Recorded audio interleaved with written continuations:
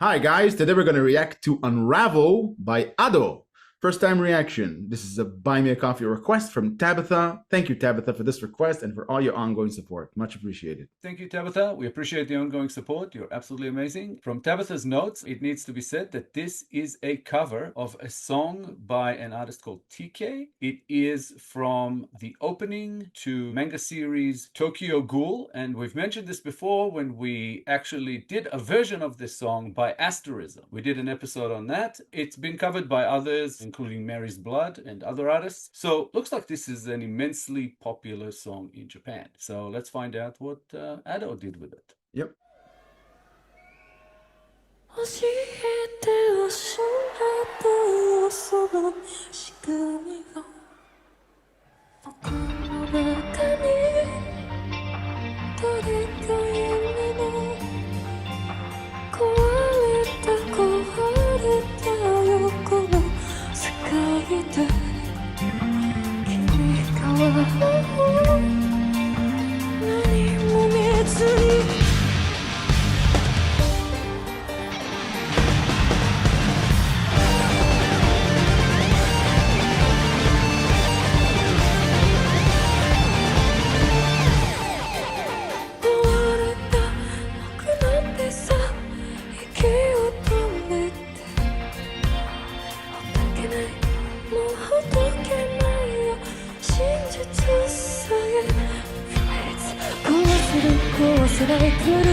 に 揺れた歪んだ世界にだんだん僕は透き通って見えなくなって見つめないで僕のこと見つめないで誰かが描いた世界の中であなたを傷つけたくはないよ覚えてて僕のこと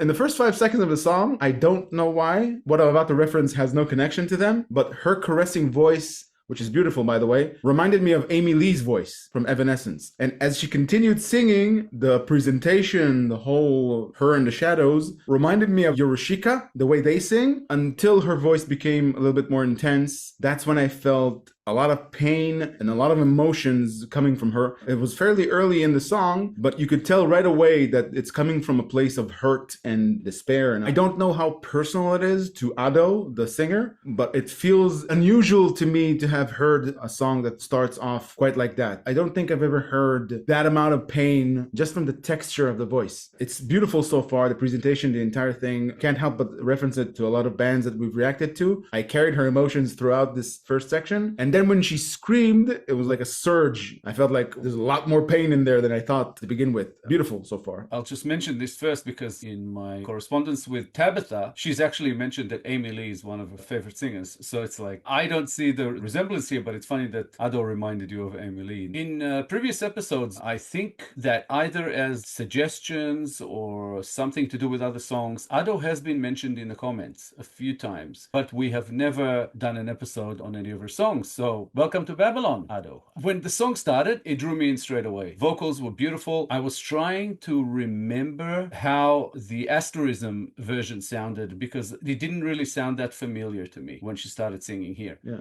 She hit the chorus and then I was like, yep, I remember this song. But Asterism was really focused on the instruments, obviously, and sort of less so on the singing. And then eventually it became that. So here it started off a bit differently. There's more intensity here, even early on, before her vocals became a little bit more gravelly, and she started, obviously by design, to sing sort of more out of control, not keeping her voice so clear and beautiful. And eventually it led to that scream, which was just kind of gorgeous. And I'm loving the stage and the fact that she's performing in this cage, which I'm sure has something to do with the subject matter that we'll get to later. But overall, I'm not sure why we haven't covered her yet up till now, but fantastic. I agree.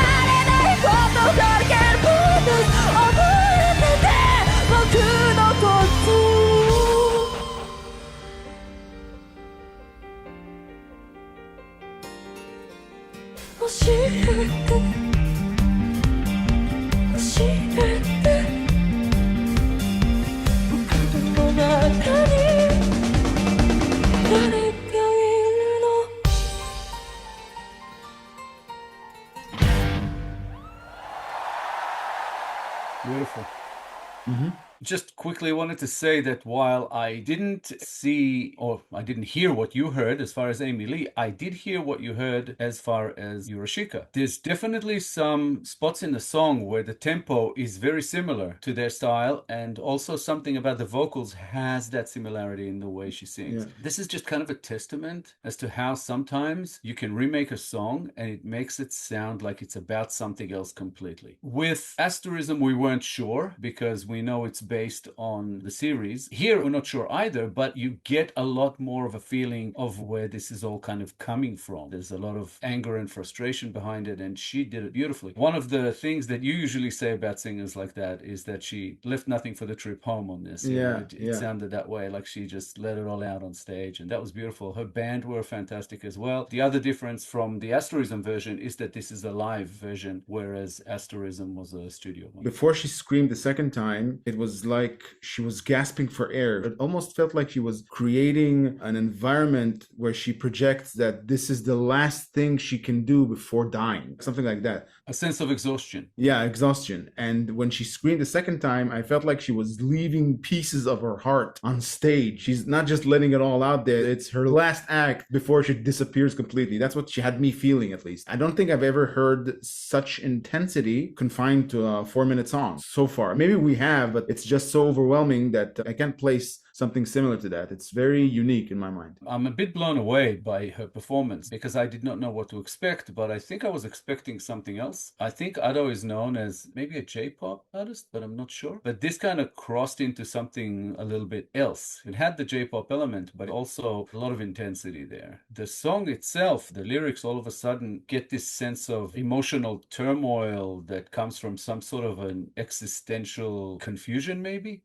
Yeah. Something to do with the narrator's identity and the desire to be remembered as they were, not necessarily as they are. It's like somebody who's going through some sort of transformation and they're saying, remember me as I used to be, not as I'm going to be now, which is, as they see it, some kind of potentially monster or something like that. But I do think that a lot of that has to do with the series. The way Ado took it on, it just sounds like there's something personal that spoke to her and she wanted wanted to bring her own story into this song. Beautiful. A whole lot of like yearning for a connection and trying to kind of settle within this world around the narrator. It's saying that the world keeps changing, and the unraveling is really this transformation that I'm referring to, but I'm not sure about any of it. I could be wrong about all of it. Yeah, So. I got something slightly different from what you're saying. What I got from it doesn't negate what you're saying, but when the song started, I got the feeling that it's a person that has demons that they carry from the past, and they reluctantly chose to be vulnerable with a loved one, possibly a romantic lover, and they found it was a mistake, that they weren't accepted the way they thought they'd be. It's like a form of betrayal or weaponizing their own vulnerability against them. That's what I felt the song, the first half of it, that they were protesting that the fact that they made a mistake being vulnerable. In the intro, it says, I'm breaking down and shaking round in this world so helplessly, but you just laugh and grin completely blind within. So in my mind, it means I opened up to you and you either ignored it or laughed at me or invalidated me for feeling what I'm feeling. So I made a mistake by opening up to you. That's where I got the first notion. But what you're saying is completely possible. Well, it starts off even in that intro. Won't you tell me this thing I've come to be, this monster that you see, is it a part of me? And I think the song ends on that as well. And then the part that you read out comes up. But to me, I don't know, when I read it, you just laugh and grin, completely blind within, sounded like a lack of awareness more than anything. Like, I have this monster in me, but you don't even know. You don't even see it. Something like that. It's too hard to pinpoint it to any reasonable extent because I think it relates a lot to the source material, which is the manga series, which we have not seen, that apparently is a massive classic. Regardless, it's just a beautiful song, and this is the second version that we've heard of it, and both were amazing of their own merit. And I get a feeling that we might cover this song again in other versions. Time will tell. Yeah, and I don't remember feeling this way. Maybe I did, but I still remember the reaction itself, that I thought this about the Asterism version. That's why I said it's funny how a certain version can make you think that the song is about something else completely, because the feeling that comes out of this version is completely different to what we got from Asterism, which was a lot lighter. I think the emotion that the performance portrays makes you interpret the lyrics a certain way, which is beautiful. And I think that's sort of where this whole artistry is, that you can take somebody else's words and put your own spin in there. Even if the words are exactly the same, you can still perform it differently and bring something